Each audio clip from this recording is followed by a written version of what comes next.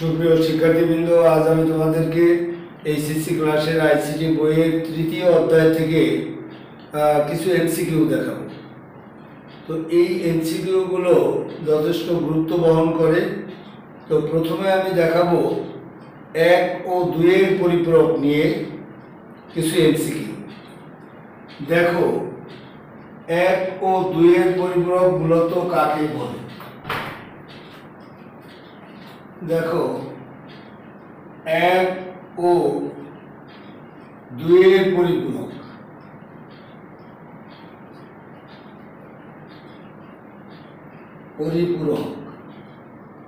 বা কমপ্লিমেন্টস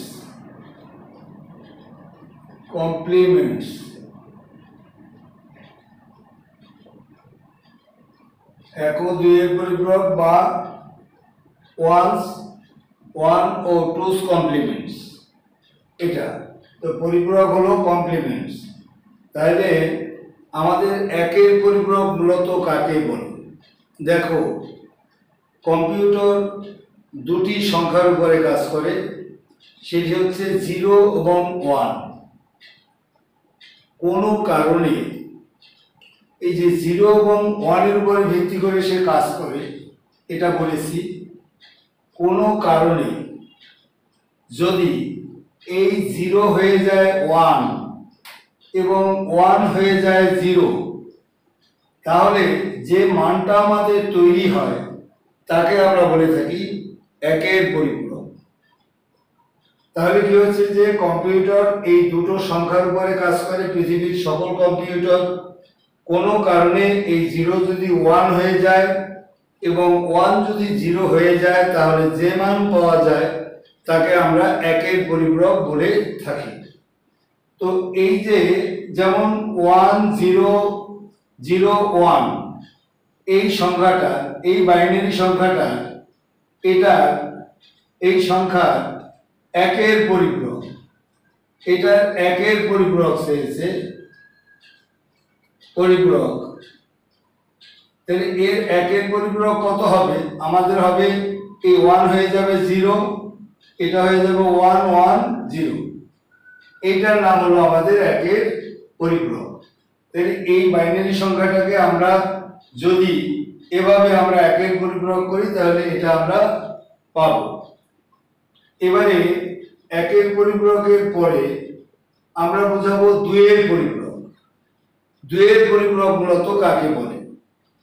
এই 1 এর পরিপূরক থেকে আমরা যে মানটা পেলাম তার সাথে যদি আরো 1 যোগ করে দিই, এই যে মানটা আমরা পেয়েছি এর সাথে আমরা 1 যোগ করে দেবো। এখানে 1 যদি যোগ করে দিই, তাহলে 0 আর 1 যোগ করলে হলো 1, এই 1 নেমে গেল, এই 1 এই 0। এইটার নাম হলো 2 এর পরিপূরক। 2 এর পরিপূরক এই। তাহলে আমরা 1 এর পরিপূরক 2 এর পরিপূরক সম্পর্কে আমরা জানলাম। যে 1 এর পরিপূরকে আবার আরেকবার বলি যে বাইনারি সংখ্যা 0 এবং 1, এটা যদি কোনো কারণে 0 যদি 1 হয়ে যায় এবং 1 যদি 0 হয়ে যায়, তাহলে যে মানটা পাওয়া যায় তার নাম হচ্ছে 1 এর পরিপূরক। আর সেই 1 এর পরিপূরকের মানের সাথে যখন আরো 1 যোগ করে দেওয়া হয়, তখন হয়ে যায় সেটা 2 এর পরিপূরক। এই আমরা 1 এর পরিপূরক এবং 2 এর পরিপূরক সম্পর্কে আমরা জানলাম। এবারে আমাদের দেখো, এবারে যেটা জানাবো সেটা হলো এই 2 এর পরিপূরকে যে কোনো অঙ্ক আমরা করতে যাই তার 3টা বৈশিষ্ট্য থাকবে। যে অঙ্কে আমরা করতে যাব তার মধ্যে আমাদের 2 এর পরিপূরকের 3টা বৈশিষ্ট্য আমাদের বিদ্যমান থাকবে। বৈশিষ্ট্য 1, প্রথমে আমাকে প্রকৃত মান গঠন করতে হবে। প্রকৃত মান গঠন এটা করতে হবে আমাকে আগে। 2 নম্বরে হলো আমাদের 1 এর পরিপূরক গঠন করতে হবে। এবারে 3 নম্বরে হলো আমাদের 2 এর পরিপূরক গঠন করতে হবে। তাহলে আমাদের এই যে কোনো অঙ্ক আমরা করতে যাই 2 এর পরিপূরক সম্পর্কিত যে অঙ্কই করতে যাব এই 3টা বৈশিষ্ট্য আমাদের অঙ্কের মধ্যে থাকতে হবে। তো আমরা এখন একটা এমসিকিউ দেখাবো। সেই এমসিকিউটা হলো, লক্ষ্য করো এখানে আমাদের অঙ্কটা হলো যেমন 12 এর বেস 10 একটা দশমিক সংখ্যা। এই সংখ্যাটি একের পরিপূরক কত? একের পরিপূরক কত? এ আমাদের পরীক্ষায় প্রশ্ন আসে। কত একের পরিপূরক কত, এই প্রশ্ন আসছে। তো আমাদের এই ছেলেমেয়েরা দেখা গেছে যে অনেকেই এই ক্ষেত্রে আমাদের ভুল করে ফেলে। সেটি হলো কি, দেখো একটা জিনিস মনে রাখতে হবে, প্লাস চিহ্ন যদি থাকে, এটার পিছনে প্লাস চিহ্ন আছে, প্লাস চিহ্নের কখনোই একের পরিপূরক ও 2 এর পরিপূরক আমাদের হবে না। তো প্লাস চিহ্নের যদি একের পরিপূরক 2 এর পরিপূরক না হয়, তাহলে এটাকে মাইনাস দিয়ে আমাদের করতে হবে। পরীক্ষায় আসবে এভাবে, কিন্তু করতে হবে আমাদের মাইনাস দিয়ে। এটা আমাদের মনে রাখতে হবে। তাহলে এটা করার আগে আরেকটা জিনিস আমাদের একটু বোঝাই, সেটি হলো এই এমসিকিউটা রেখে আমি আরেকটা জিনিস বোঝাচ্ছি। সেটি হলো চিহ্ন বিট বা সাইন বিট। এটা সম্পর্কে আমি একটু জানিয়ে দেই, বা সাইন বিট। এই চিহ্ন বিট বা সাইন বিট কি? দেখো আমাদের সংখ্যা পদ্ধতি হচ্ছে মেইনলি 4টা। একটি হচ্ছে দশমিক, একটি হচ্ছে বাইনারি, একটি হচ্ছে অক্টাল, একটি হচ্ছে হেক্সাডেসিমেল। তো আমাদের এই যে দশমিক, যেমন আমরা লিখছি 25 বেস 10, আবার লিখছি 25 বেস 8, আবার লিখছি আমরা 25 বেস 16। এই যে 3টা সংখ্যা আমরা লিখলাম, এই 3টা সংখ্যার বাম পাশে আমরা প্লাস বা মাইনাস চিহ্ন এর 2টার যে কোনোটাই দিতে পারি। এটার পিছনেও আমরা দিতে পারি, এটার পিছনেও আমরা দিতে পারি।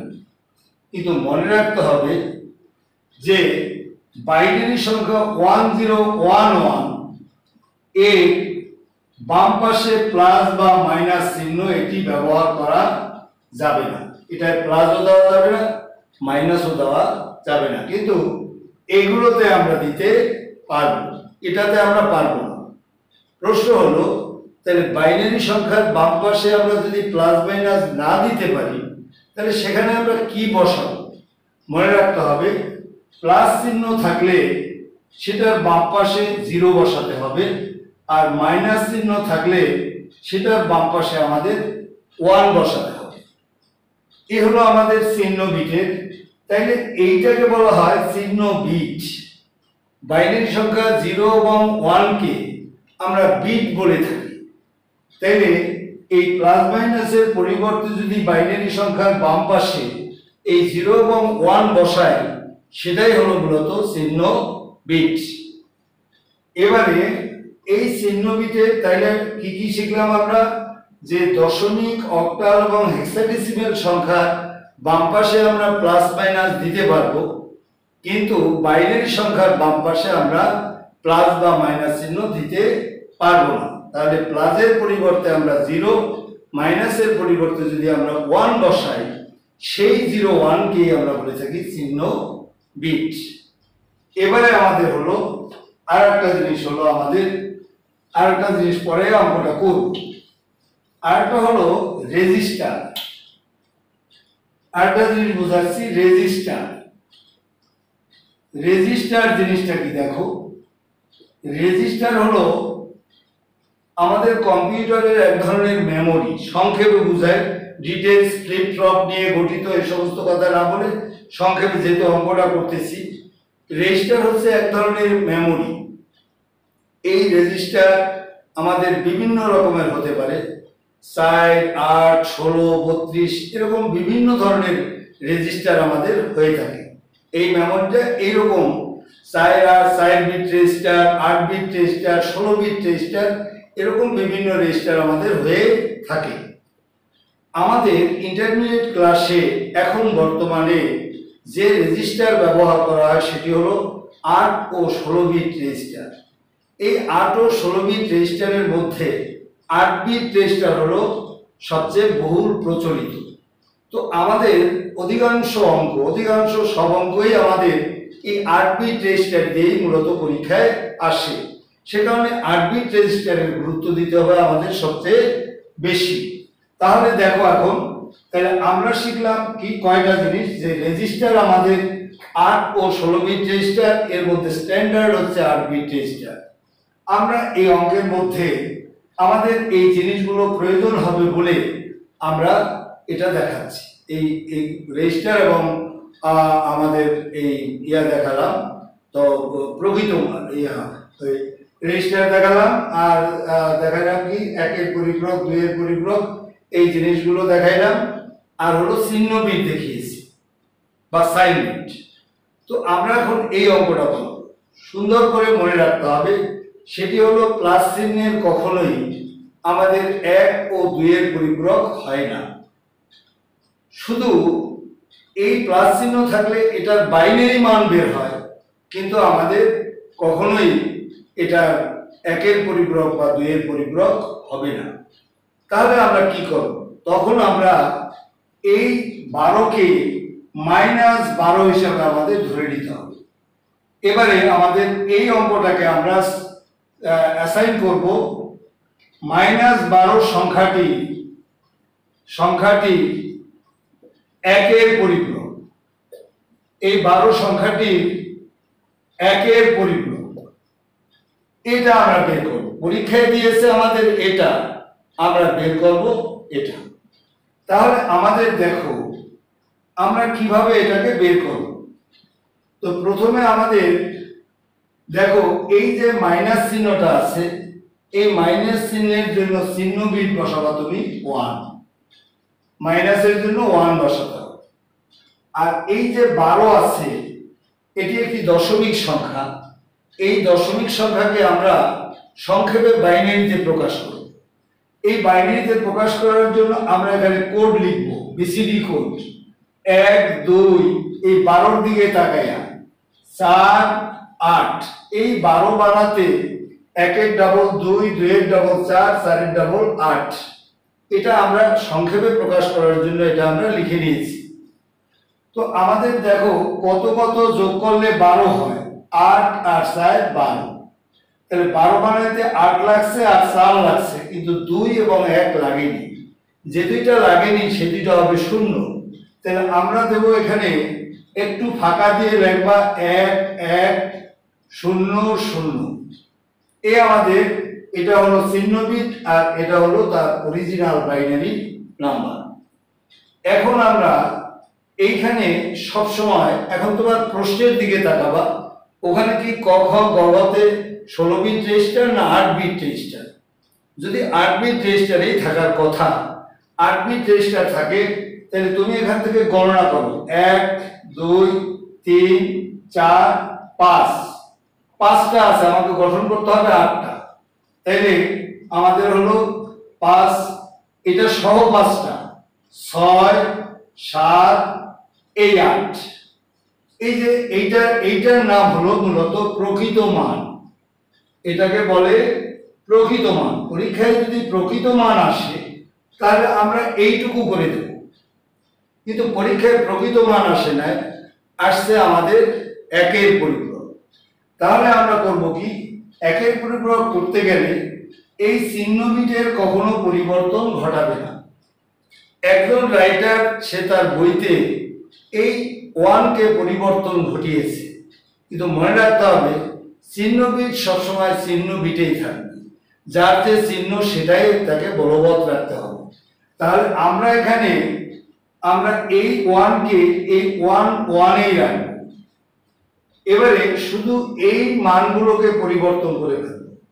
তাহলে কি হচ্ছে, এই 0 হয়ে যাবে 1, এটা 1, এটা 1, এটা 0, এটা 0, এটা 1, এটা 1।